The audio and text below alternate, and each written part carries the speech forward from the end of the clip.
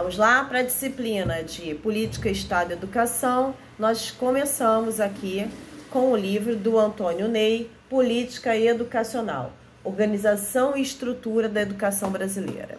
É claro que de um tempo para cá algumas coisas já mudaram em termos de organização na educação, mas existem capítulos aqui que são essenciais e fundamentais. Para a aula de hoje, que é a nossa primeira aula, nós vamos trabalhar com o capítulo 1, né, onde existem conceitos que são fundamentais e terão que ser tratados, tá ok? Eu tinha programado uma aula diferente, com exercício no início, mas não será possível, tá ok? Então, vamos lá. Ele vai tratar aqui do que ele chama de conceituação básica. Por que o autor faz isso? Porque quando a gente vai transmitir algo, a gente tem que deixar claro para o ouvinte, para o leitor, sobre o que é que nós estamos falando, tá bom? Então, aqui ele vai discutir Estado, sociedade e a relação de poder, a importância de se estabelecer objetivos nacionais, porque é impossível a gente pensar num programa de educação, numa atividade de educação, sem ter objetivos, conhecer o que é política, então a gente não vai ficar discutindo a fundo os conceitos de política, identificar a política à luz da legislação, entender a importância da necessidade das políticas educacionais para o país e conhecer as políticas educacionais no Brasil, tá bom? Então, vamos começar aqui com a conceituação de política, né? O autor, ele faz uma alusão à Sêneca, falando: nenhum vento nos será favorável se não soubermos o porto de destino. Eu trago muito isso para a sala de aula. Professora chega, não sabe o que vai ensinar, não conhece a turma, não é? Vai inventando, aí um dia ela dá uma coisa, outro dia ela dá outra, ela vai conseguir ensinar alguma coisa? É óbvio que não, vai fracassar. E o fracasso do professor é afundar o aluno, não dando, né, o conhecimento necessário, não ajudando ele a desenvolver suas competências e suas habilidades. Tá ok? E quando se trata de política, é impossível ter um programa de governo onde não se saiba o que fazer. Tá bom? Então, eu gostaria que algum colega lesse para mim, tá bom? O primeiro e o segundo parágrafo da página 16, 1.1. Oi, você quer falar comigo? Fala. Não, estou esperando ele. Sim. Sim. Onde está escrito conceituação básica, professora? Isso. Sim? Embaixo. Tá, beleza. Embaixo. Parou. Veja quantas questões. Estou procurando aqui.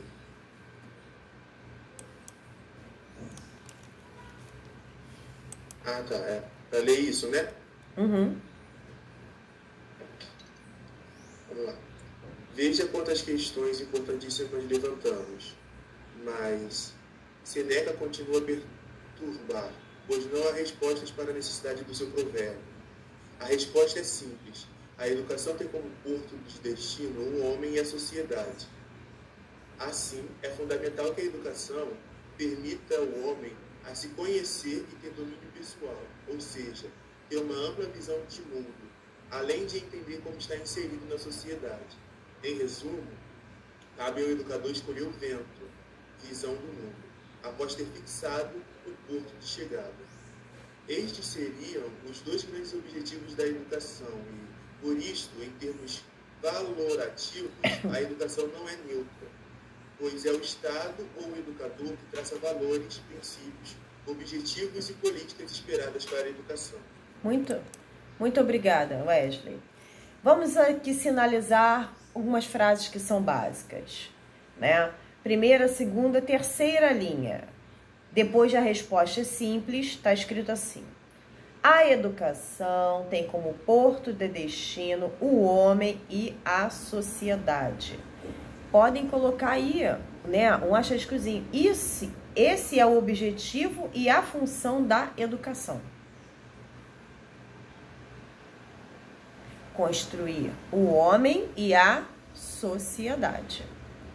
ao mesmo tempo que deve ser objetivo, né? Porque o processo, a pessoa pode nascer da raça humana, mas o processo de humanização, ele se dá em convivência em sociedade. Lembra das crianças que às vezes são abandonadas na floresta, elas comem como lobos, se comportam igual, não é? Então isso é importante.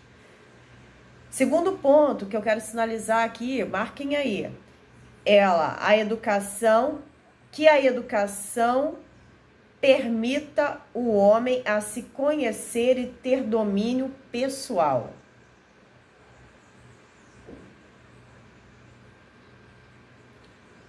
Ou seja, ele tem que ter uma ampla visão do mundo. E outro ponto essencial, além de entender como está inserido na sociedade.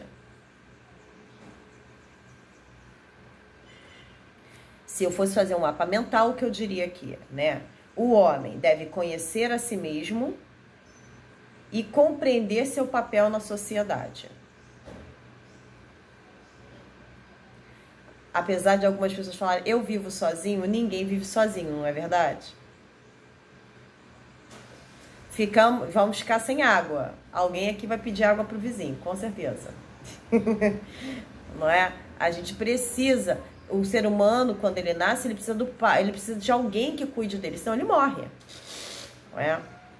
Bem, aqui o autor, na página 17, ele traz algumas explicações, que são noções básicas, tá bom?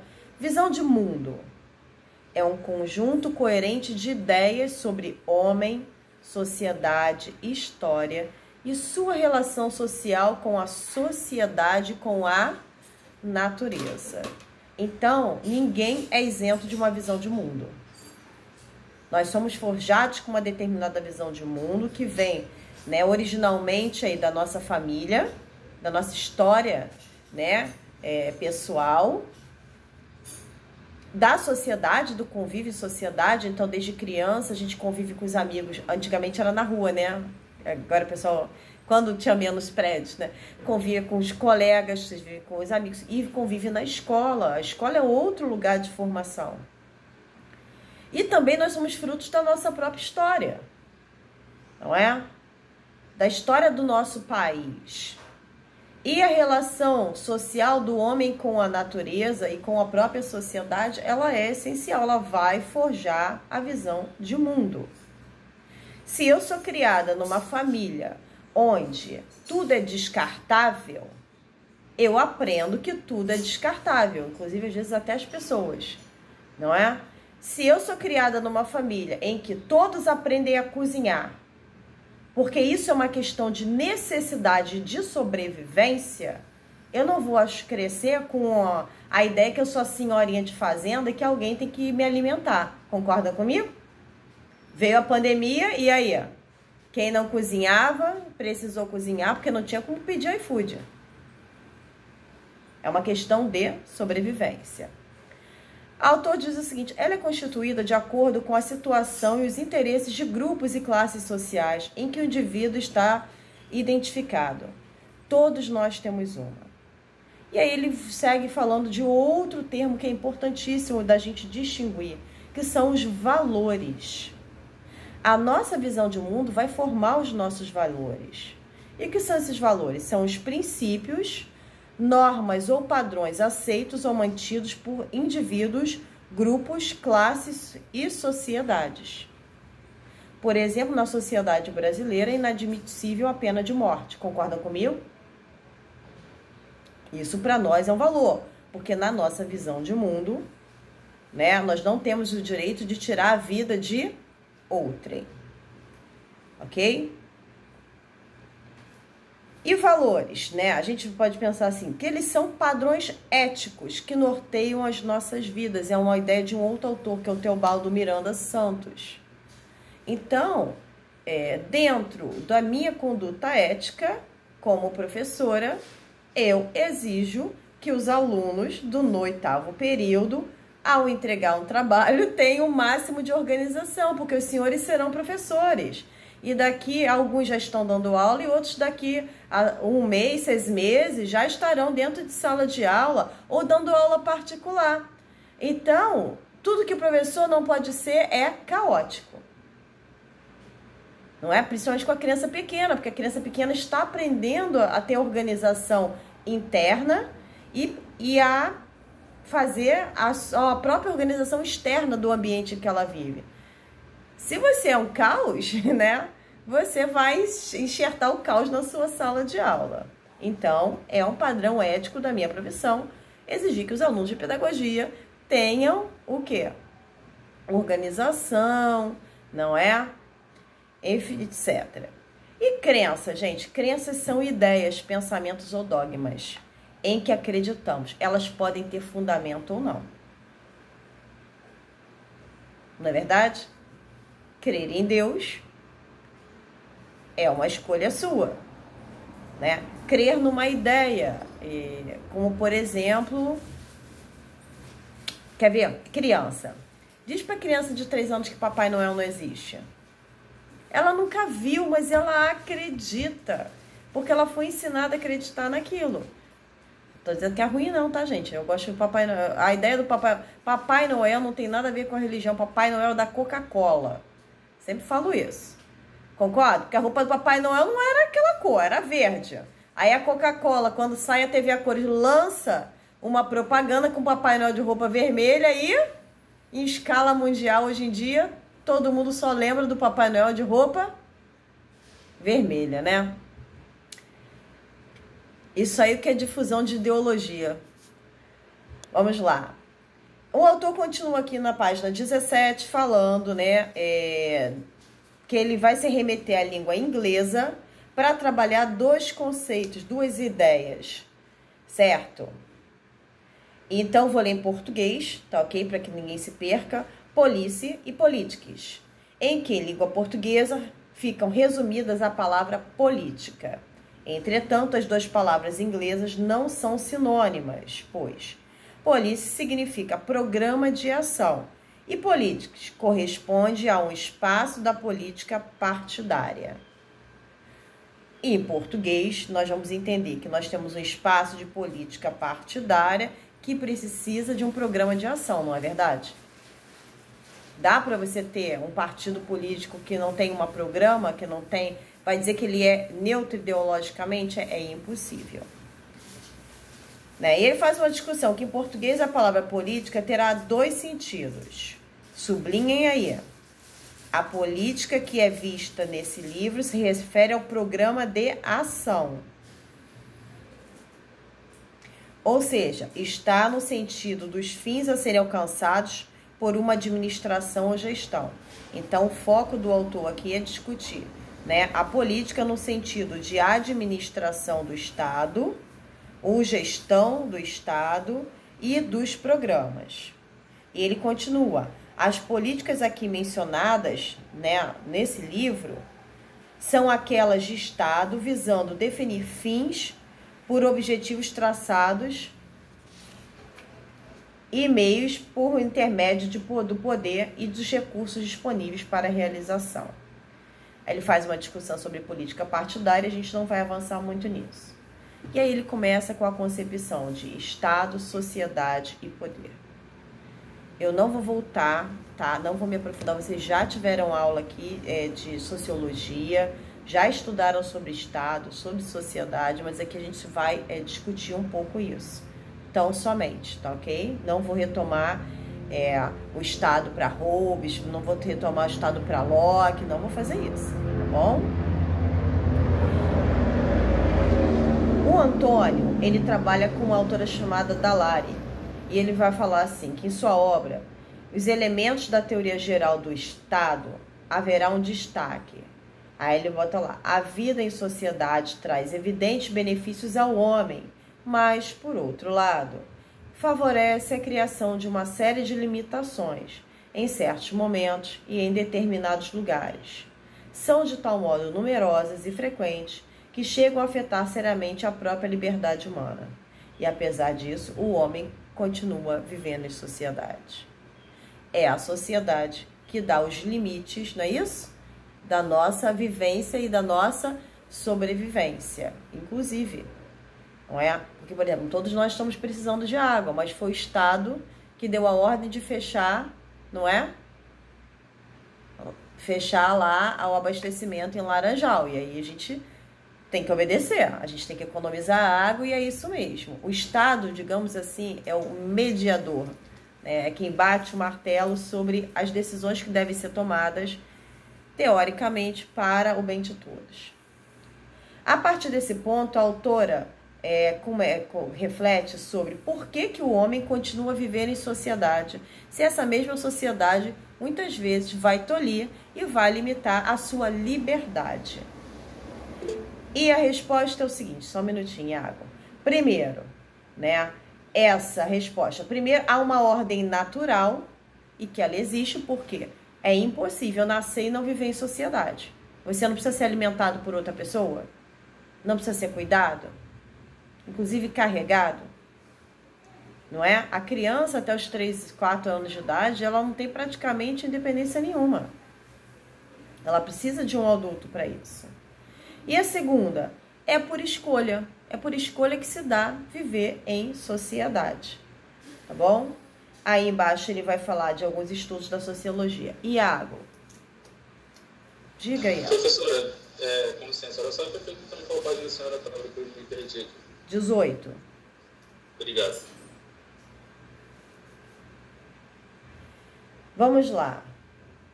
Então, o que ele vai dizer aqui, né? Que a opção de viver em sociedade é natural, né, para a maioria das pessoas. E existe, inclusive, uma linha de pensadores, como Aristóteles, Cícero, São Tomás de Aquino e Ranelete, que dizem que, olha, é uma questão natural viver em sociedade.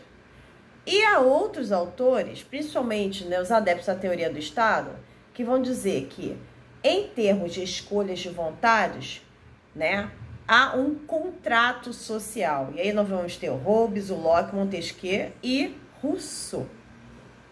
Inclusive o Rousseau, né, vai ser o precursor dos contratos na área vai falar da educação, né, quando ele escreve Educação de Emílio, como que isso deve ser. Dall'Are afirma que atualmente a versão predominante de que a sociedade é resultante da necessidade natural do homem. Então, para essa autora, é natural que o homem viva em sociedade, tá bom? E, para que isso possa ser observado, a autora destaca que esses agrupamentos de pessoas, para que sejam reconhecidos como sociedade, possuem 3 características.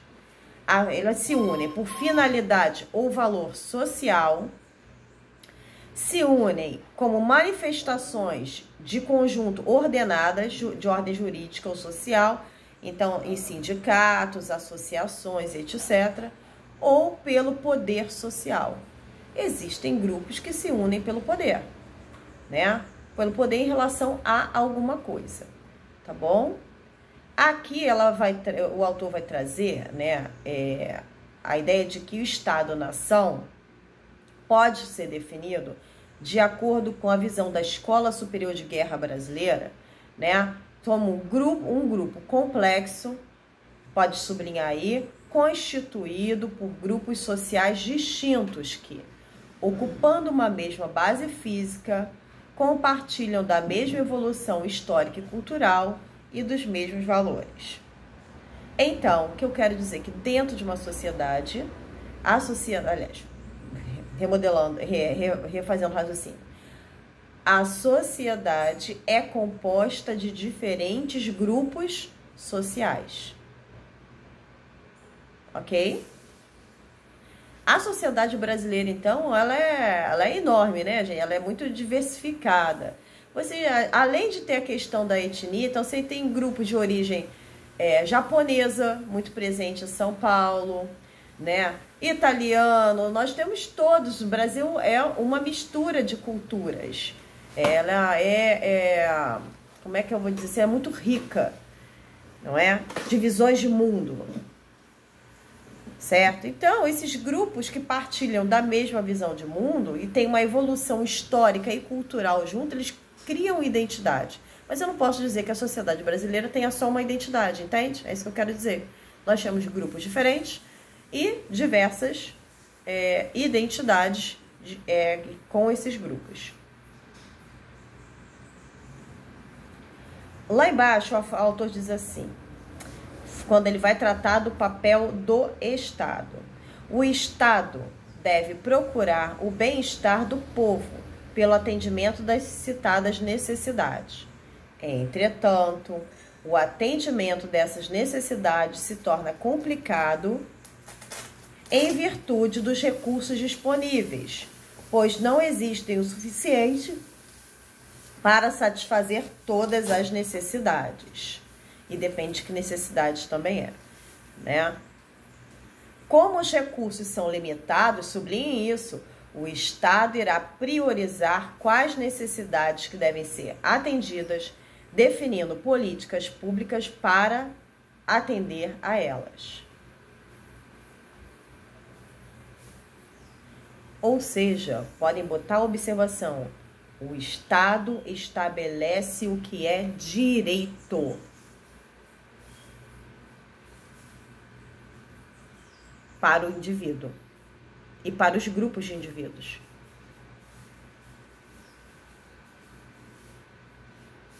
Por exemplo, quando a pessoa incorre num crime, o Estado o priva de liberdade, não é verdade? A medida educativa é privar o criminoso de liberdade para proteger os outros e para educá-lo. Tá bom? Como os recursos são limitados, ele sempre vai priorizar as áreas atendidas. Isso, em termos de política, é essencial. Parem para pensar. Toda vez que vem uma crise econômica, onde é que o Estado faz o corte? Não é na área social? E aí, quais são os dois grupos mais atingidos? Saúde e educação. Na pandemia, os bancos foram socorridos, concorda? Mas a população ficou sem vacina durante um bom tempo. Mas os bancos não quebraram. Ao contrário, como as pessoas estavam sem dinheiro, os bancos se beneficiaram fazendo empréstimos. Até porque quando você morre, gente, a dívida não morre com você não, tá? A dívida fica para os nossos parentes. Então procurem não deixar dívidas, viu? Principalmente seus filhos. Ah, meu marido morreu, não vou ter que pagar a dívida dele. Vai sim, porque o banco vai cobrar. Ok? Bem, então, se é o Estado que estabelece o que é direito, não é? Lá embaixo está escrito assim, a organização de um Estado de direito deve ser estruturada obedecendo a, e aí ele elenca aqui 4 pontos, segundo a Escola Superior de Guerra. Primeiro, o Estado de Direito é estabelecido com a participação da sociedade na condução da vida pública. E já podem botar uma observaçãozinha de um termo que a gente vai estudar daqui a pouco. Isso se dá por intermédio da sociedade civil e da sociedade política. Garantia dos direitos fundamentais do homem. E para que essa garantia seja feita, nós temos um aparato jurídico e legislativo. Podem botar essa observaçãozinha aí. Pluralidade partidária. Divisão e harmonia entre os poderes do Estado. Responsabilidade dos governantes e governados pela condução da política e da alternância de poder. Finalmente, o poder nacional, segundo a Escola Superior de Guerra, é a capacidade que tem o conjunto de homens e dos meios que constituem a nação, atuando em conformidade com a vontade nacional, para alcançar e manter objetivos nacionais. Tá? Então, os grupos, independentemente de ser sociedade civil, sociedade política, É preciso, para se ter uma nação, que nós tenhamos aqui, né, homens e meios, certo? Para alcançar e manter objetivos que são para o bem de todos que moram naquele território. Aí o autor bota uma pergunta. O que é atuar em conformidade com a vontade nacional, com os objetivos nacionais? E aí ele começa a fazer uma discussão, não é? Que, na verdade, leva uma crítica até essa visão da Escola Superior de Guerra. O autor ele defende que a visão da Escola Superior de Guerra é uma visão de quem deve conduzir a sociedade é a elite. Porque, assim, quem é que é capaz de dizer qual é a vontade nacional? Num território vasto como o Brasil. Não é?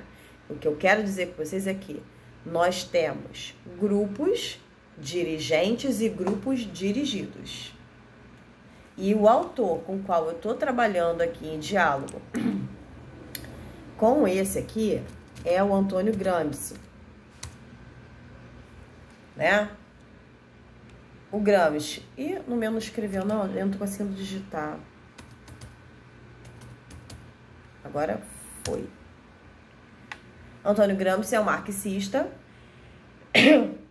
mas diferente do Marx, ele não se ocupa especificamente de estar discutindo a questão do Estado. O Gramsci se ocupa em discutir a relação de poder. Então, para ele vai dizer que existe uma classe de dirigentes e uma classe de pessoas que são dirigidas, mesmo que alguns pensem que são os dirigentes.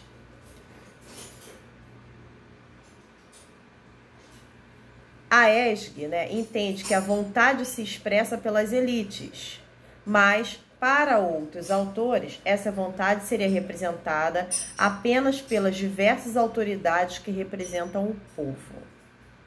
O que eu quero dizer com isso? Eu posso ter minha vontade individual, mas alguém, no meio da política, vai me representar, mesmo indo contra aquilo que eu quero. E como é que eu faço isso? Como é que é essa façanha? A gente elege os governantes, não é verdade? Somos nós que... como é que a gente fala? Por favor, me ajudem. Quando a gente referenda.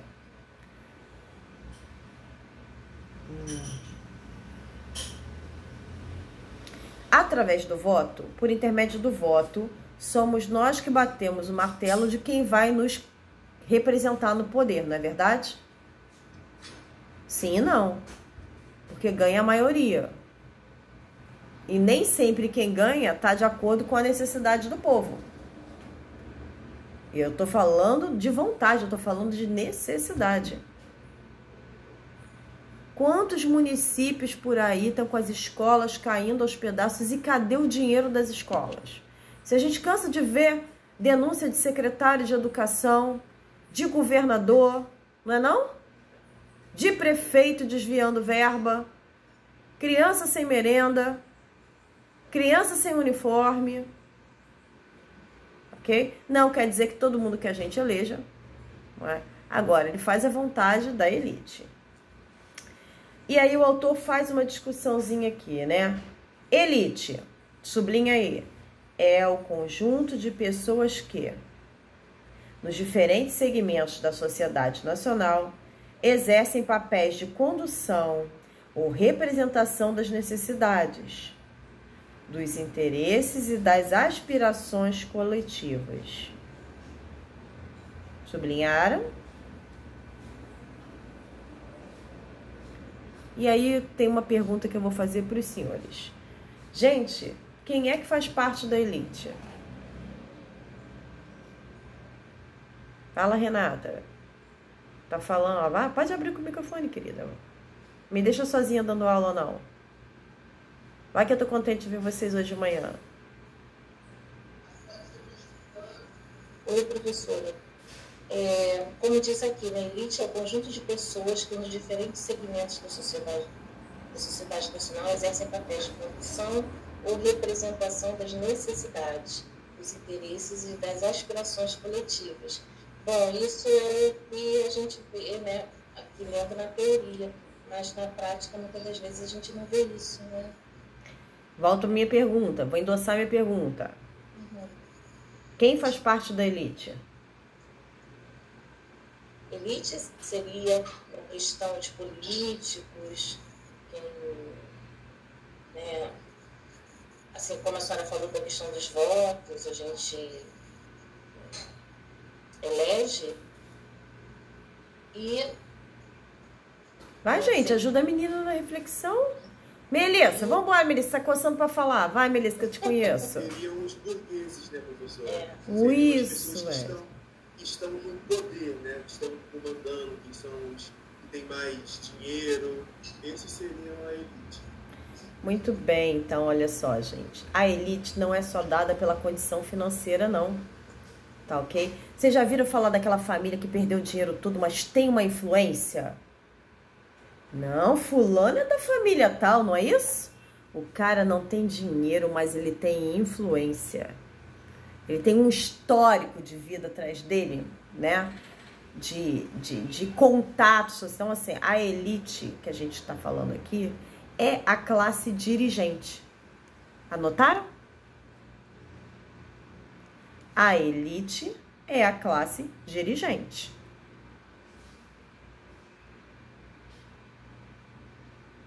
Eu posso ter muito dinheiro, posso não fazer parte da classe dirigente, entende, Wesley? É possível. Então, professora, para entender, então seria a elite tá ligada ao poder, então seria a classe que tem o poder, não necessariamente o dinheiro, e sim a influência. Sim, tem capital. Tem capital, nem que seja o cultural. Lembra do Bourdieu? Entendi. Isso, tá, vou usar a expressão melhor. Tá bom? Tô falando aqui só de bens, materiais, dinheiro, etc. Não, tem capital cultural também. Um capital cultural que é valorizado, tem contatos e etc. Tá bom? Mas o que a gente está pensando aqui, a gente está discutindo que essa visão de mundo da elite é a ideologia que acaba sendo predominante na sociedade. Me fiz entender? Ok? E muitas vezes nós legitimamos isso porque a gente vota num grupo que vai ser o grupo dirigente do Estado, vai ser o grupo do poder, certo? E que nem sempre o que ele está pensando é aquilo que é o melhor. Quantos ataques nós vimos à universidade? Redução de bolsas, tentativa de fechar o INEP, demissão de funcionários do INEP que trabalhavam lá desde que o INEP foi reconstruído nos anos 90. Foi uma perda de cérebros nacionais, né? Sim, por conta de assédio. Então, gente, quando a gente vota, a gente pode votar e colocar no poder, né, pessoas da nossa classe social, que também podem só querer o poder, não é? Tudo é muito relativo, né? Mas a elite é muito clara. A elite, ela faz de tudo para se manter no poder. E qual é a estratégia da elite para se manter no poder? É a difusão da sua ideologia, da sua visão de mundo. E junto com essa visão de mundo, lembra que o autor destacou 3 pontinhos lá? Lá na frente. Ele vai falar, junto com a visão de mundo, vem os valores, padrões éticos e as crenças. Que é pior do que a crença de que a Terra não é redonda, gente. Coitada da criatura, nunca andou de avião. Tudo bem, né? Avião é caro. Mas, né, você olha o horizonte, vai de cima do morro, né? Tem várias formas de ver que a Terra é redonda. E tem gente que tá aí apostando, né, que nós voltamos aí lá para a Idade Média e que vai navegar e vai cair. Quando chegar no fim do mundo e cair, aí avisa. Os terraplanistas. eu entendo uma pessoa que não passou pelo processo de escolarização, passou e é analfabeto funcional pensar assim, mas quem passou, ou é muito antigo, naquela época que não tinha internet, não tinha nada, né? Não tinha filme. Mas, enfim. Vamos pular isso aí, senão a gente surta. Ok. Então, gente, só para destacar aqui, né, que essa permanência a discussão permanente sobre a visão de mundo, nela tá implícito a gente refletir sobre quem são os dirigentes e quem são os dirigidos. O Marx vai dizer que nós temos a burguesia, que é a elite, não é isso? E do outro lado, qual é a classe antagônica aos burgueses? Porque só existe porque eles existem. Eles exploram, então, quem são os que mantêm a burguesia? O proletariado. Muito bem, Lidiana. Então, o proletariado, a classe trabalhadora. Vocês lembram da aula de avaliação da aprendizagem? Por que é proletariado o nome? O Wesley foi meu aluno? Foi? Porque qual é o único... qual é o único bem que o proletário tem? A sua prole. Por isso o nome é proletariado. Ele não tem capital. Né? Não tinha casa, não tinha nada. Ele só tinha prole, que são os filhos. Por isso daí que advém o nome proletariado. Tá bom? Então nós temos uma classe dirigente e a classe dirigente. Como é que a classe trabalhadora pode se tornar dirigente? Essa é a grande questão da revolução. Essa é a grande discussão. Agora, como é que eu sei que eu sou da classe trabalhadora? Eu não posso dizer que um cara que é executivo e vai de segunda a sexta para o escritório dele e trabalha de manhã até a noite e não trabalha, posso? Ele é trabalhador? É trabalhador, ele trabalha. O cara que vende água na rua, ele trabalha? Ele trabalha. Agora, como é que eu consigo entender quem faz parte da classe trabalhadora? Aqueles que estão sujeitos a normas, regras, direitos, deveres? Todos estão. Até eles têm seus deveres e seus direitos.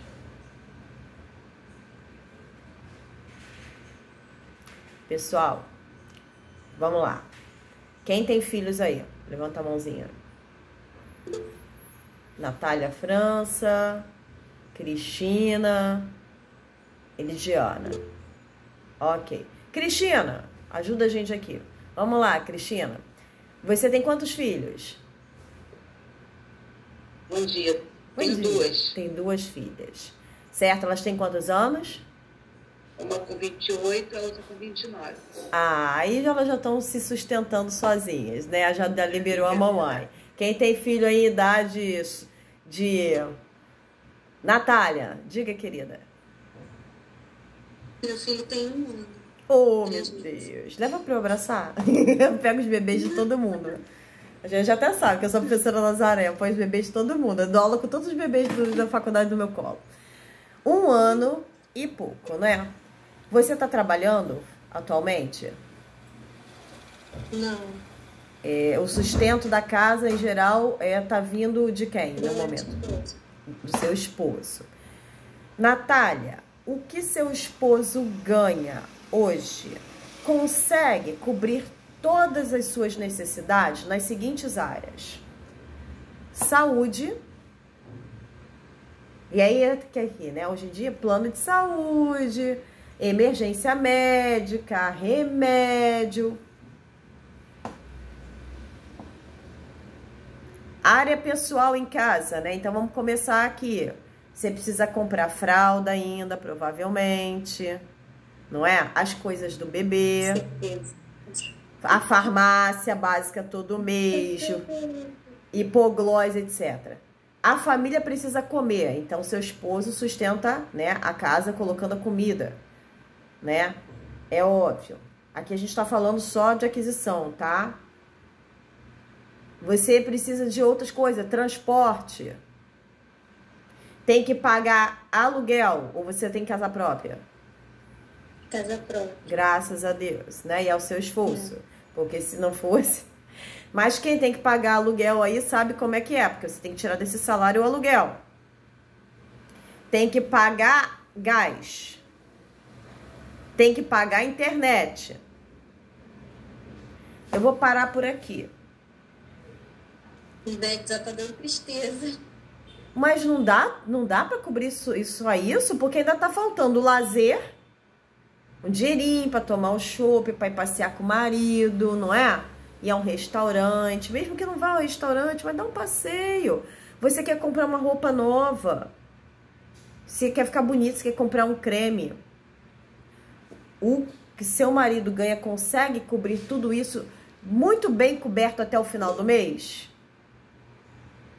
É o básico, consegue, né? A gordura que não dá, né?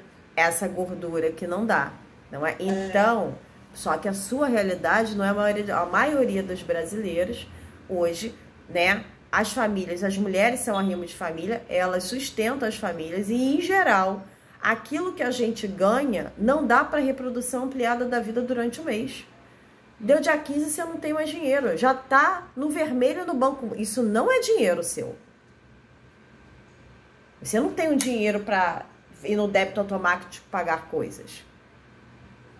Começa a apertar, seu filho vai te pedir uma coisa mais gostosa, que nem sempre você vai poder dar. Ele vai querer a pizza, uma pizza tá R$100. Você ganha um salário mínimo. Não é verdade?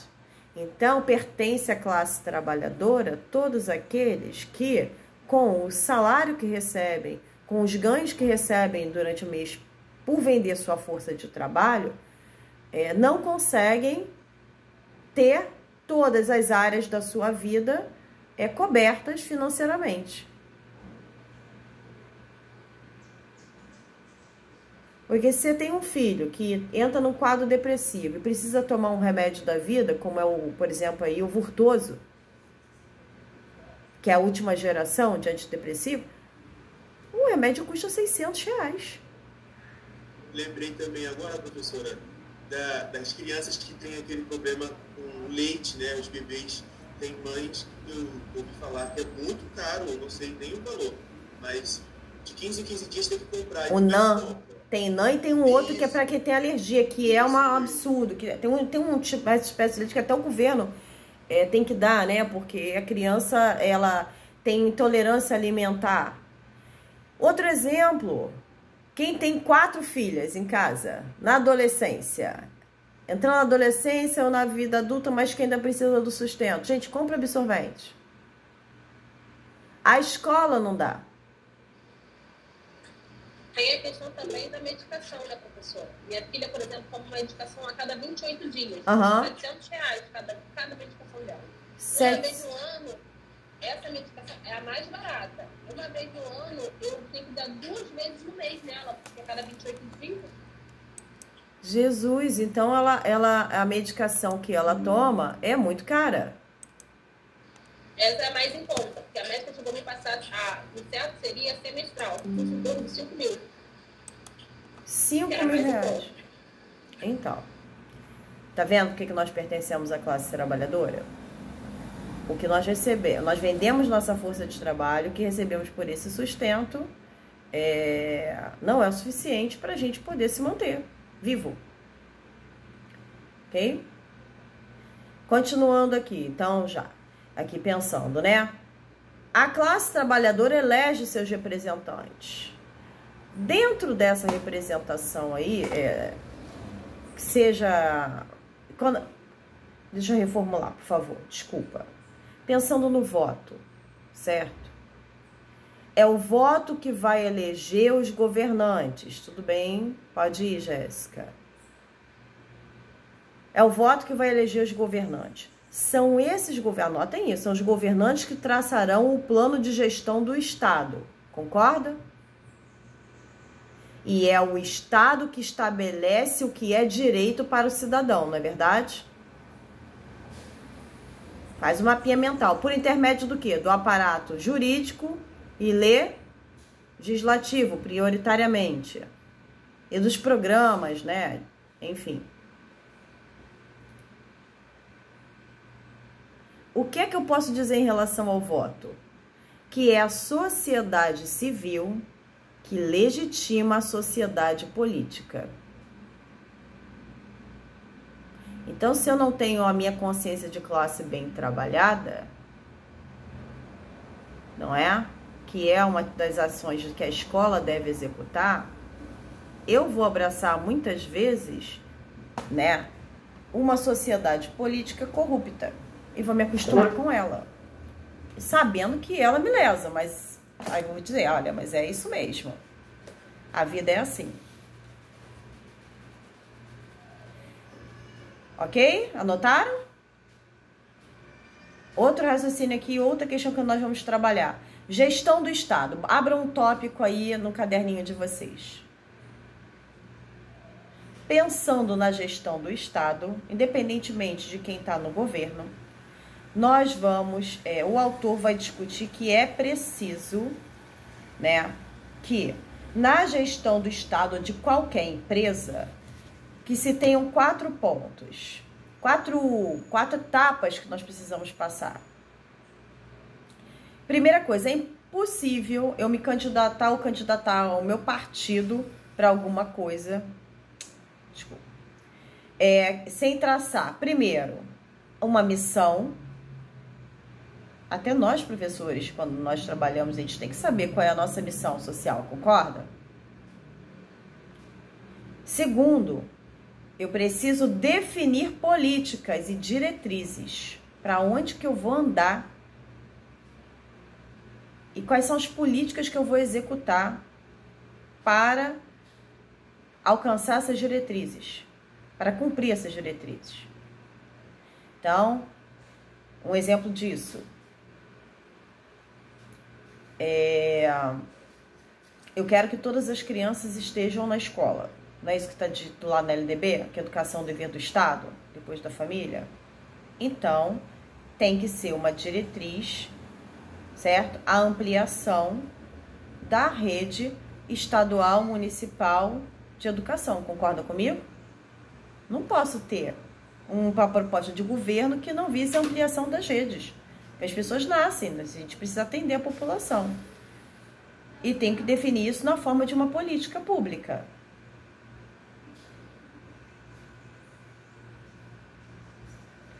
Então, se eu assumo a Secretaria de Educação com uma proposta do meu prefeito, e da Secretaria de Educação, o prefeito manda fechar as escolas que têm educação, manda fechar o turno da noite, onde tem educação de jovens e adultos, você concorda que está contraditório? Mas ele é o poder representado no Estado. 3. Escolher as estratégias. É impossível a gente colocar em prática uma gestão sem escolher as estratégias de trabalho.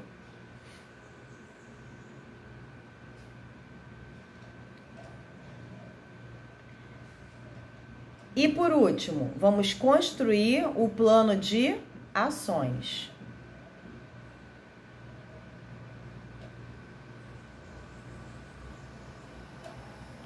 Se tratando do governo, esse plano de ações vai se desdobrar em programas. Me deem licença 5 segundos. Então, o autor, na página 21, ele vai falar, né, que quando se pensa num objetivo, ele já começa a esclarecer que objetivos são alvos, né, de uma administração ou gestão. São esses alvos que a gestão estabelece para um determinado fim. Em função desse objetivo, tem que ser traçadas algumas ações. Mas para que essas ações sejam executadas, eu tenho que avaliar os meios. Os meios são os recursos físicos e financeiros para a realização de uma determinada empreitada. Só um minutinho, por favor. Bem, então aqui, tratando-se desses meios necessários, que são os recursos físicos e financeiros, assim que avaliados e estabelecidos, Aí sim nós vamos fazer um planejamento, que muitos vão chamar de planejamento estratégico, para executar, né, para que esses objetivos sejam alcançados. Página 22. O Antônio Ney vai falar o seguinte: tratando-se do Estado, há uma necessidade de elaboração de políticas públicas para alcance dessa missão que foi estabelecida. E quando se trata do Brasil e do governo brasileiro, nós vamos botar aqui, sublinha aí, no PNE, o que é o PNE? Plano Nacional de Educação. Você encontrará para cada nível de educação 3 divisões. Então, vamos lá, educação básica, certo? Vocês vão encontrar lá, né, que o PNE traz um diagnóstico, isso é fundamental, gente, cai em concurso, tá bom?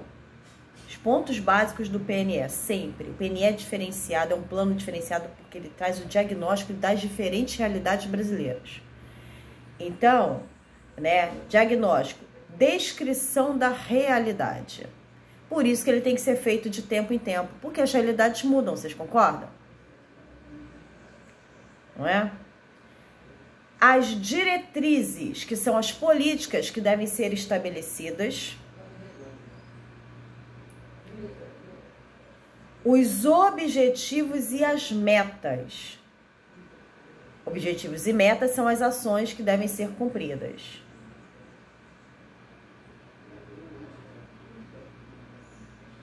Então, o que é que o autor está salientando aqui? Temos que lembrar que a política é a diretriz maior da direção do Estado. Ela tem que ser materializada. E o que é que materializa as políticas? Está escrito aí no texto. A legislação. Muito bem. É o aparato legislativo e jurídico, não é? Porque se tem uma legislação, você vai precisar do aparato jurídico, certo? Que vai materializar as políticas de Estado. E o PNE é uma política de Estado. Tá bom? Como se faz para que uma política pública seja implementada? Primeiro caminho é a legislação.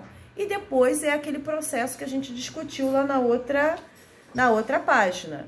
Não é? A gente precisa que o Estado trace uma missão, defina as políticas e as diretrizes, escolha as estratégias, construa o plano de ações, certo? E o PNE é o exemplo claro disso.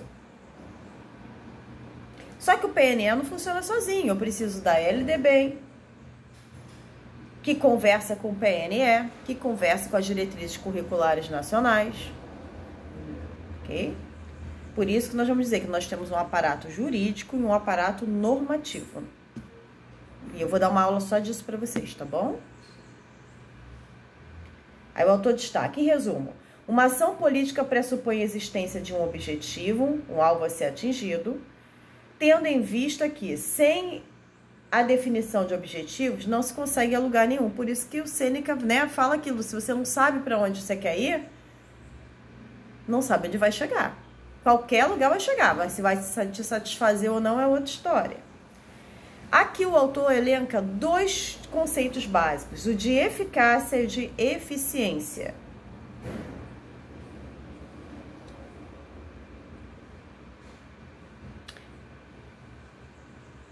E aí ele dá um exemplo, né?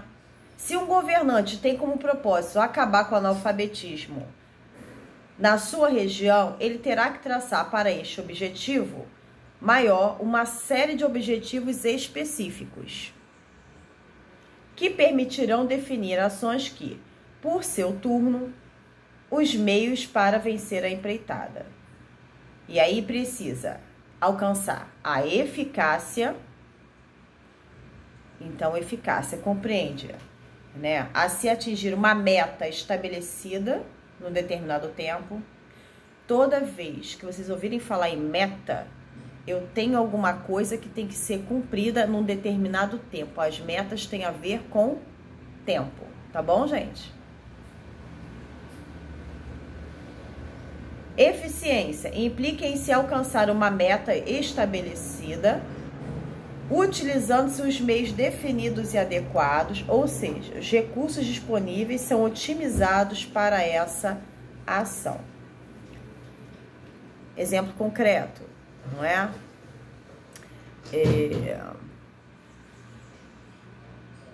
A rede municipal de Niterói tinha um problema sério há uns anos atrás, que era o fato das crianças não terem contato com livros literários, ou seja, o nível de leitura era muito parco.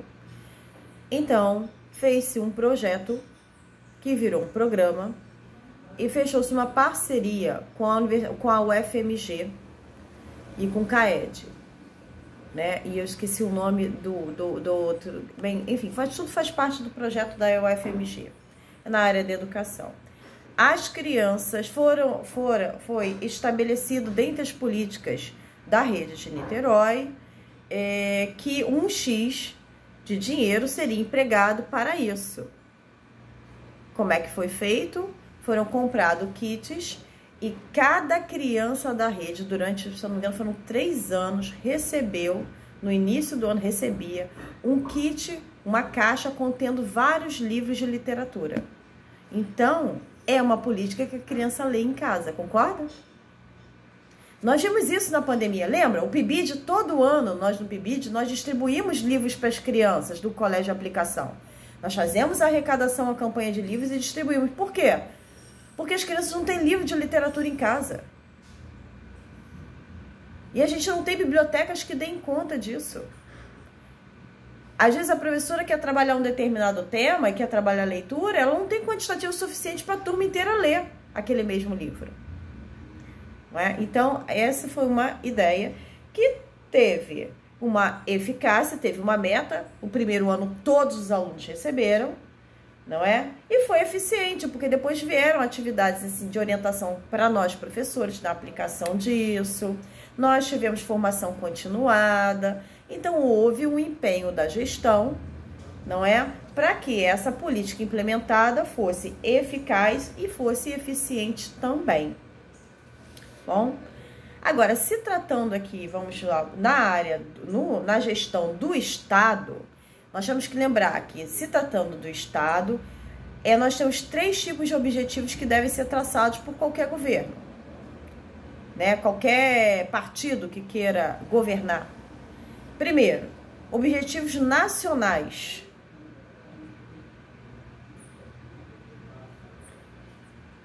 Segundo, objetivos fundamentais que estão descritos no plano de intenções da eleição, né?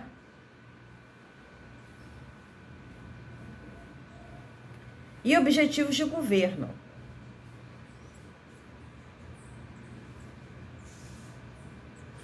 A Escola Superior de Guerra vai definir esses objetivos como nacionais, aí está aqui a descrição, certo? Os fundamentais, que são voltados para a identidade e sobrevivência da nação. E os de governo, que são objetivos nacionais voltados para o atendimento de situações que podem ser conjunturais. Como, por exemplo, durante a pandemia foi estabelecido aí objetivos que foram de governo, especificamente por exemplo, do governo do estado do Rio, que foi dar o auxílio emergencial. Porque as pessoas iam morrer de fome, sem trabalho.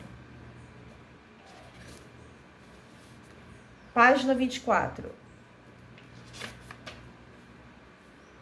Na página 24, o autor começa aqui tomando o último conceito que ele vai trabalhar, que é o de política.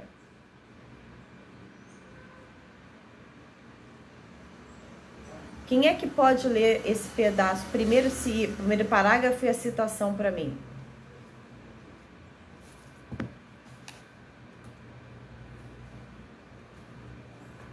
Eu vou ler.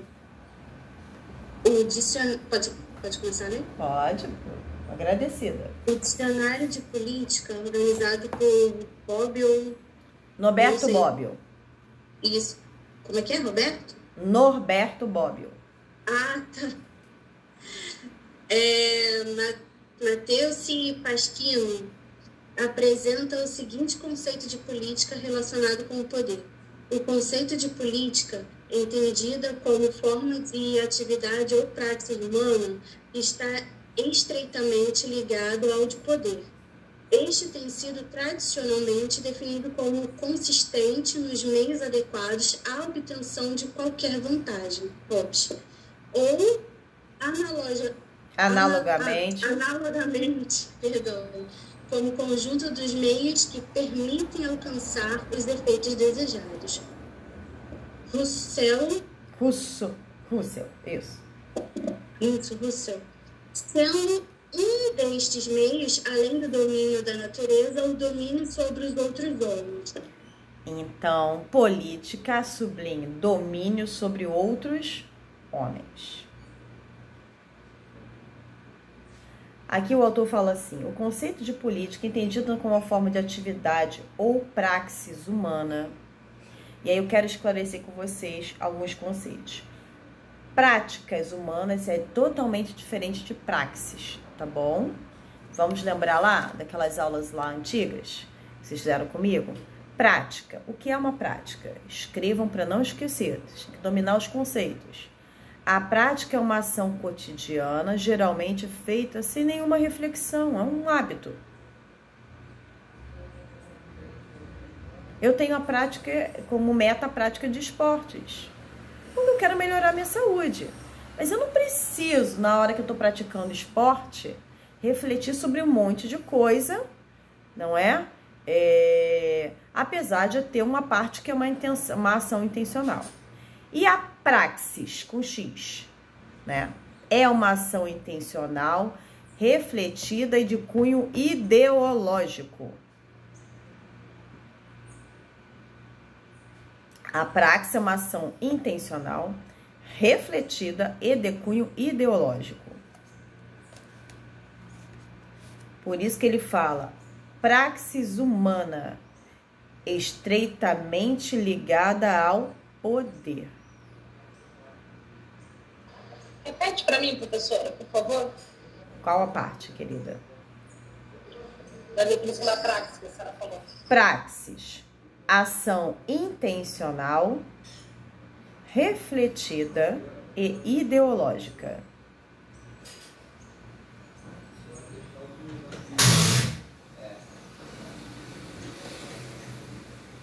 Obrigada. Então, voltando aqui, o autor vai falar sobre a praxis humana como uma atividade essencial, não é? E aí a gente vai lembrar aqui que a política não é descolada disso. Ela é ideológica, ela é refletida e ela é intencional. Então não é uma coisa que a gente faz aleatoriamente. Ninguém pode falar, eu cometi esse erro aqui ao contratar uma empresa fantasma, a gente vai falar porque eu não pensei, né? Não existe isso. Ok?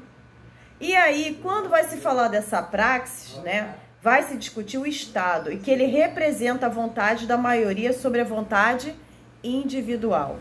Porque a gente coloca, né, através do voto, um grupo de pessoas no poder.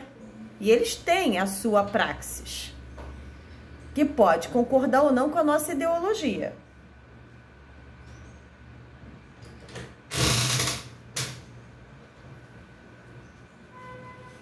Bem, pensando nisso, né, o autor aqui vai elencar o pensamento do Antônio Gramsci,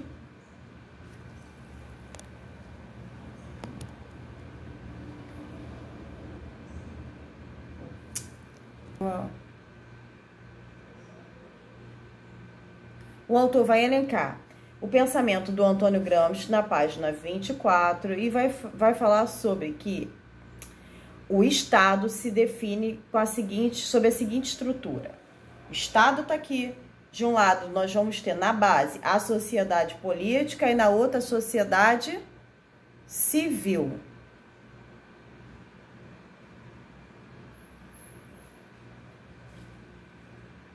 E ele vai dizer, na página 25, Gramsci afirma que o Estado possui dois braços. Ou seja, ele trabalha, né, por duas frentes. O primeiro é denominado de sociedade política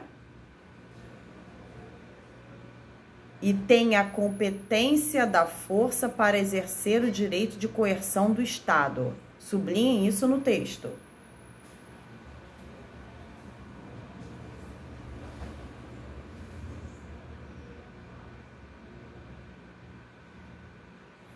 Na sociedade política estão incluídos todos os organismos voltados à constituição do Estado e ao seu poder de coerção. Não é o Estado que define o que é o direito? Então o poder de coerção está na mão dele.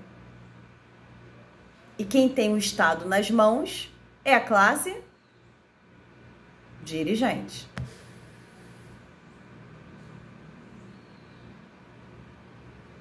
Anotaram? Gravaram aí? Só estranho.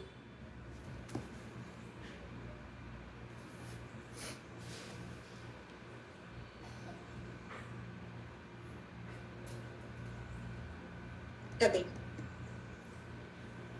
Então, né, o que é que nós podemos depreender disso? Certo? Anotem aí, exemplos de organismos. Eu gosto das coisas, né, mais palpáveis. Quem não quiser anotar não precisa, tá? Mas para quem precisa lembrar, olhar, lembrar, para poder... o mais importante não é a gente decorar os conceitos. Entende, gente? Quem já foi meu aluno sabe disso, né? O mais importante é entender o conceito de uma forma... Se você entende um conceito e não consegue explicar ele para outra pessoa de uma forma que o outro entenda, o básico, aí você não sabe ensinar. Então, assim, a gente tem que ter esse cuidado de depreender os conceitos. Quando ele fala aqui dos organismos, eu estou pensando aqui na Câmara de Deputados. Pode botar como exemplo, né? Câmara de Deputados. O Ministério da Educação. O Ministério da Economia.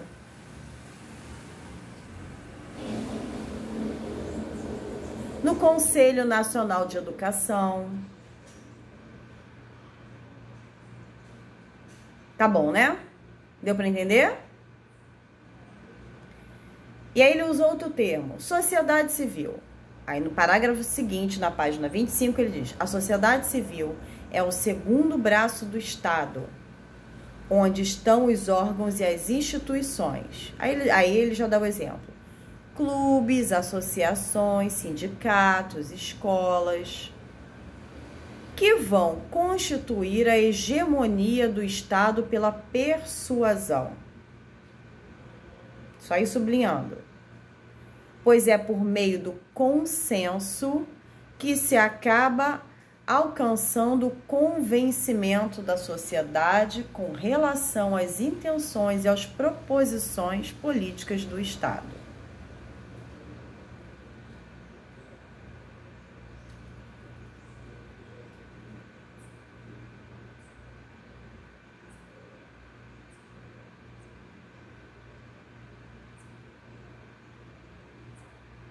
Sublinharam? Agora, pega uma canetinha de outra cor e marca bem alguns conceitos que vocês vão me perguntar na próxima aula e a gente vai trabalhar com eles, tá bom? Então, vamos lá. Quando eu falo do Estado, Marx vai dizer que ele é a coerção em si. Estado, palavra coerção, sublinho. E por que é coerção? Porque ele tem a força do quê? Da lei. Não é isso? E ele define o que é o direito individual e coletivo.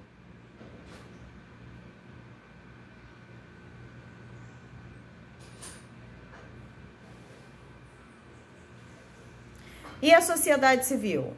Né? Aqui está falando de sociedade civil e a questão da persuasão. Então, sublinhe hegemonia. Sublinhe persuasão,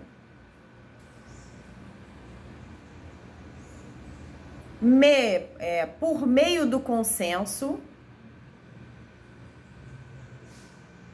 alcançando convencimento. A gente ainda vai discutir bastante isso, tá, gente?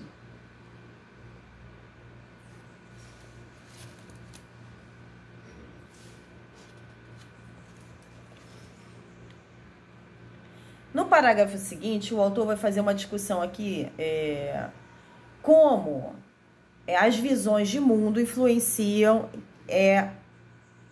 na visão que se tem sobre o Estado. Ele começa: a direita irá ver o Estado de outra maneira, irá defender os princípios do livre mercado, da propriedade privada, né, principalmente dos meios de produção, que todos tenham as mesmas oportunidades e que, por meio de seus próprios méritos, alcancem sucesso. Quando eu coloco isso, dar oportunidade não quer dizer dar chances igualitárias.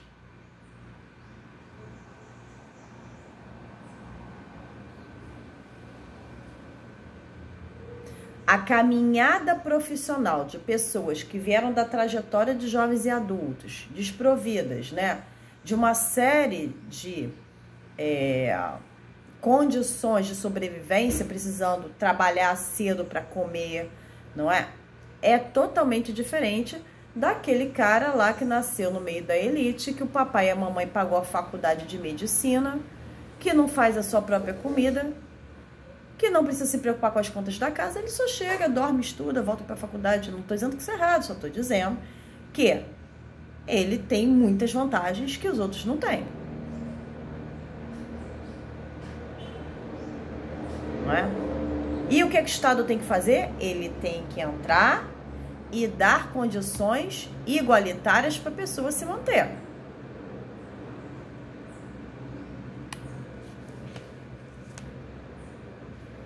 E aí vamos discutir duas palavras aqui que são essenciais e usem no TCC, façam essa discussão que ela é fundamental, não é? O TCC não pode ser qualquer coisa que a gente escreva ali.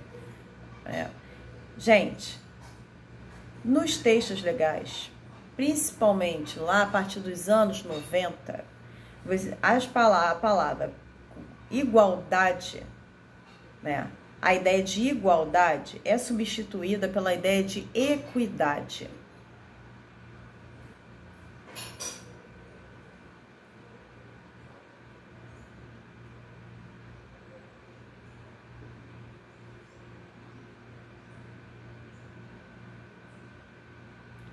Quando eu digo na legislação que as pessoas têm que receber qualquer coisa impede igualdade, eu tenho que dar a mesma coisa para todo mundo, não é? Concorda? Quando eu substituo o termo igualdade por equidade, eu estou querendo dizer, por exemplo, em educação, que todos terão as mesmas oportunidades na hora de estudar, por exemplo. Mas a permanência, manter esse indivíduo lá, não é mais obrigação do Estado, e sim da pessoa e da família. Se ela tem que alcançar um sucesso somente pelos seus próprios méritos, o Estado deu a chance. Se a pessoa vai chegar lá não, é outra história. Só que não é assim.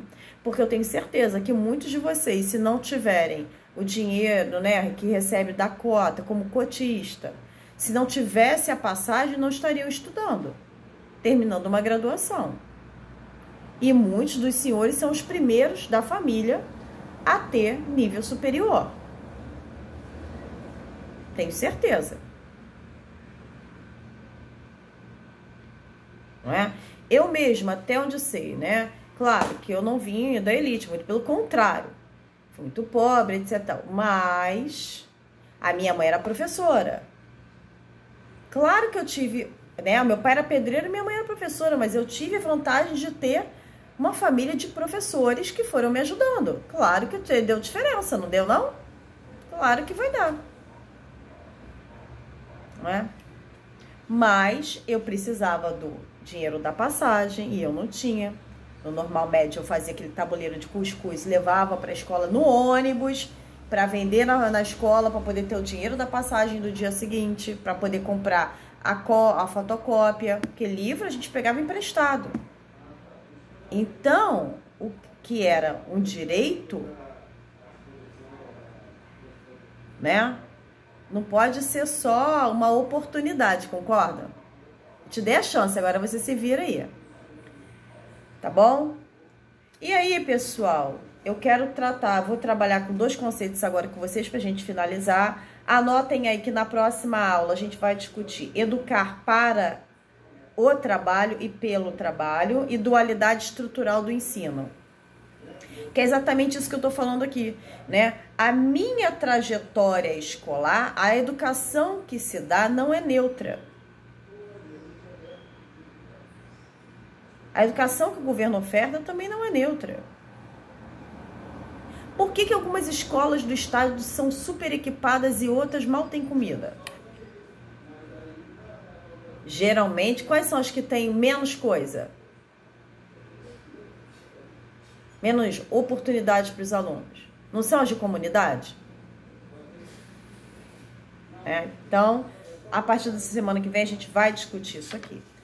E eu quero finalizar aqui com conceitos básicos que nós precisamos anotar aí, tá bom? Só para esclarecer. O Gramsci vai falar de algumas características da sociedade civil, né?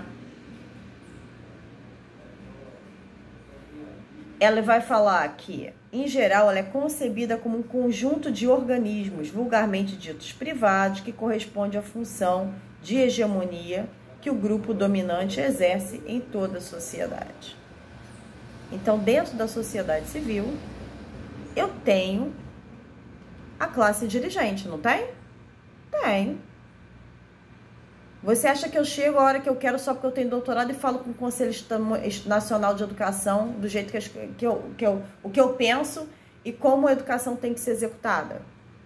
Ali dentro a gente tem político, ali dentro a gente tem educador, mesmo de base, né? A gente tem empresário da educação.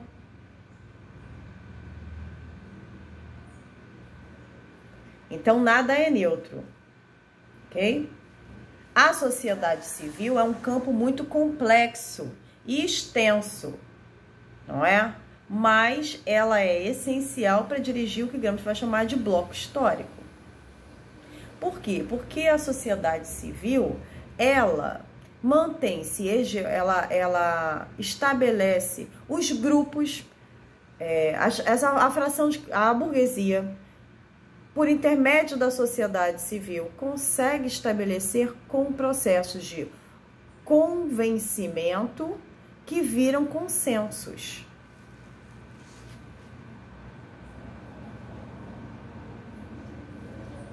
E a gente vai discutir isso lá para frente, tá bom? Porque faz parte do pacote disso implementar a sua ideologia.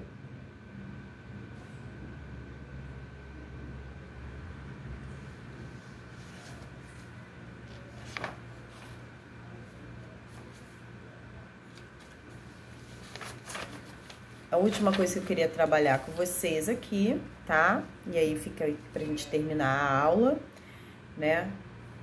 Que o Gramsci vai elencar aqui a característica na educação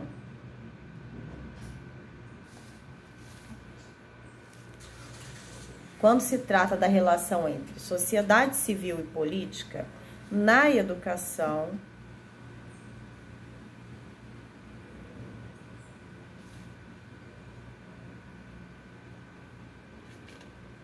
há algumas questões, são 3 pontos básicos.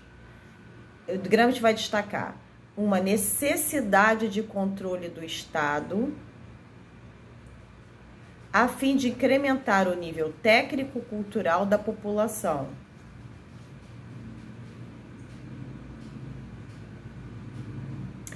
E responder, assim, às exigências do desenvolvimento das forças produtivas.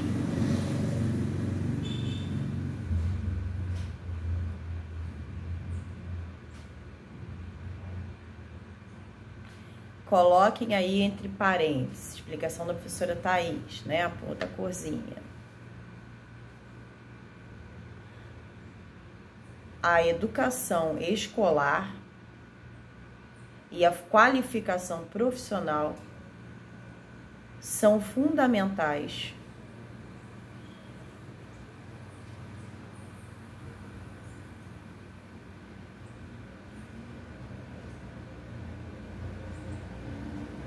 para que a população atinja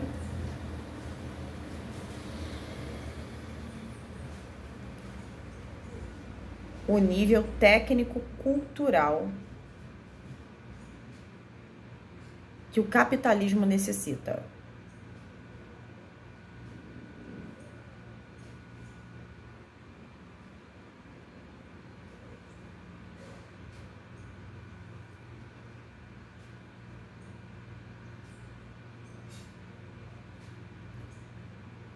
Vou abrir um parênteses aqui. Pensa bem, gente. Hoje em dia, não é? Aqui está falando do desenvolvimento das forças produtivas. Vamos falar com o avanço da tecnologia. É possível um trabalhador na área da educação, morando aqui onde a gente mora na cidade, não saber,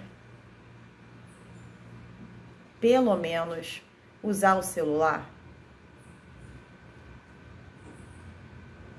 Ele tem que escrever, ele tem que dar aula, ele tem que falar, ele tem que atender ligação, né? Mas eu vou guardar a hora está avançada, eu vou guardar isso para depois. Segundo ponto, conflito. Há um conflito entre intelectuais tradicionais, na visão de Gramsci, né? Que são vestígios do antigo bloco histórico, e os intelectuais da classe dominante. Sempre haverá o conflito de quem dominava antes com quem passou a dominar. Isso é inevitável. E isso vai se dar dentro da educação.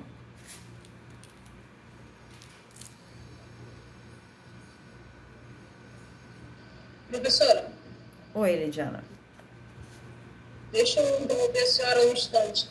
A senhora está em que página exatamente? Porque minha internet caiu. Não tô não, eu tô ensinando, eu uso vários livros para dar aula. Eu já tinha fechado e tô trabalhando com conceitos que são necessários de vocês anotarem. Ideias, né? Terceiro ponto. Há uma necessidade de unificar a ideologia difundida pelas organizações da sociedade civil.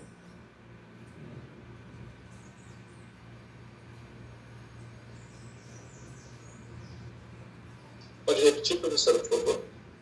Há uma necessidade de unificar a ideologia difundida pelas organizações da sociedade civil.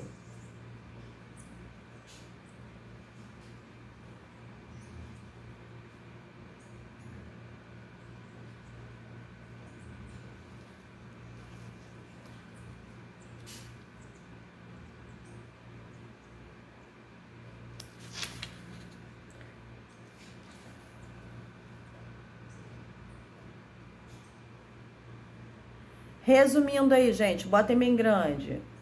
O Estado é... Desculpa. Estado, vírgula, isto é.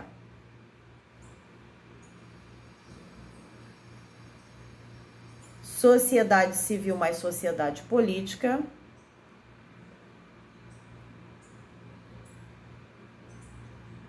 Hegemonia encouraçada de coerção.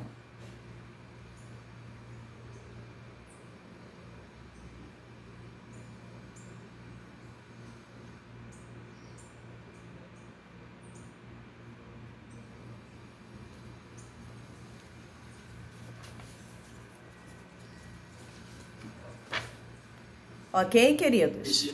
Hegemonia, o que, professora? Encouraçada de coerção.